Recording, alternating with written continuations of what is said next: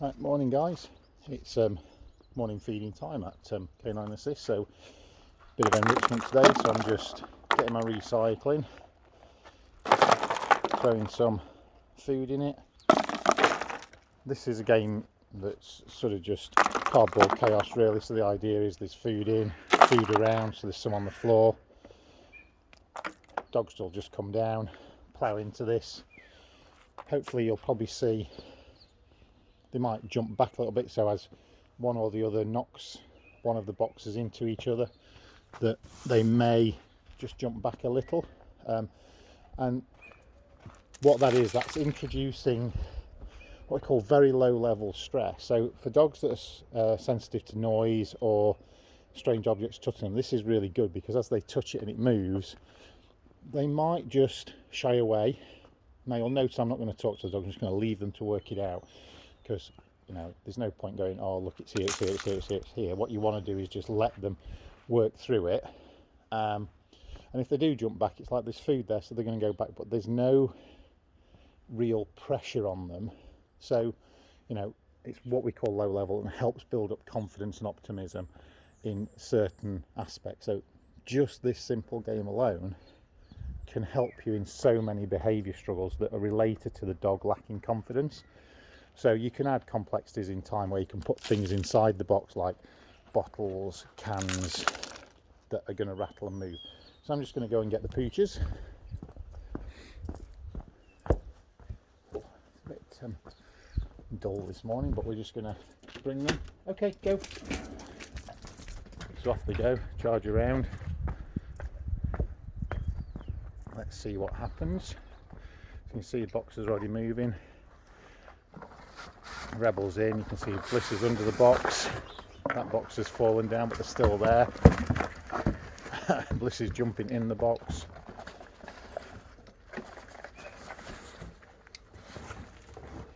So you can see the box is toppled over, she's still there. Rebel's kind of having a look up, yeah. So you can see the box is making noise as he clangs into them, but he's creating the noise. Rebel's like, oh, how do I get that?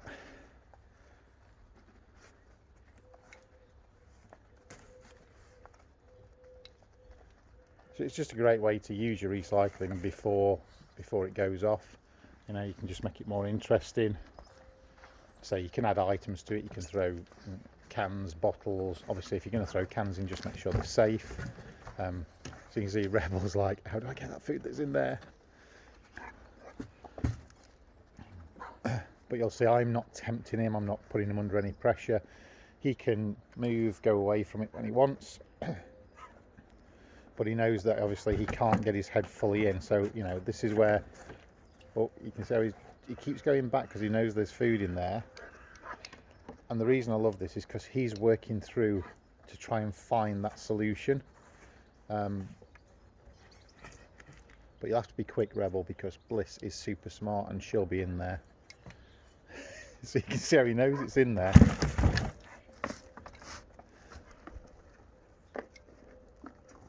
I know.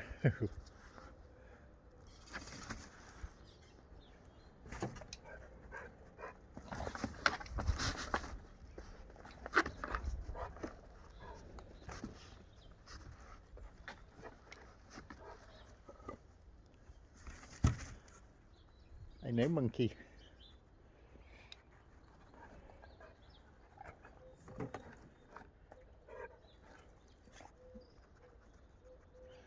But like I say, I am not going to go and, put him in there. I mean, look, there you go. Oh.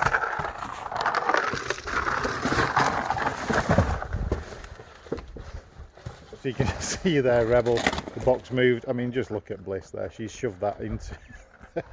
and she's like, okay, Rebel, if you're not going to do it, I'll get it. But you could see how even when you saw Rebel, he was working through it, and then eventually he managed to shove himself through, and he built his own confidence. So he was like, okay, nothing bad's happening, nothing bad's happening. I'm still a little bit wary, but I can do this. I can go and sort it out. So just a little morning feeding session. Say, give it a go. If you're going to start this, obviously start with one box. If you've never done this before, start with one box, probably something like this one. So low-sided, have it empty and drop some food in, and just get your dogs confident about eating out of the boxes. I mean, I've had some really complex things sort of thrown up in here, you know, where I've kind of